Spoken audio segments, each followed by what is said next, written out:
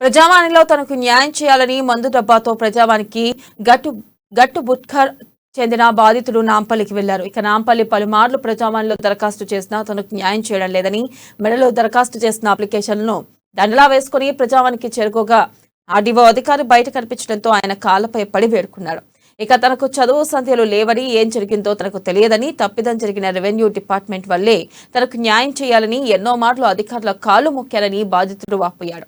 ఇక పురుగుల మందు డబ్బాతో ప్రజావానికి వచ్చినట్లు విషయం తెలుసుకున్న అధికారులు అప్రమత్తమై తనిఖీలు చేసి బాధితుడు నాంపల్లి వద్ద నుంచి పురుగుల మందు డబ్బాను స్వాధీనం చేసుకున్నారు. ఇక బాధితుడిని కలెక్టర్ వద్దకు తీసుకెళ్లారు. బాధితుడికి సంబంధించిన 30 గుంటల భూమిని విచారణ జరిపి తక్షణమే న్యాయం జరిగే విధంగా చర్యలు చేపట్టాలని అధికారులకు జిల్లా కలెక్టర్ సూచించారు.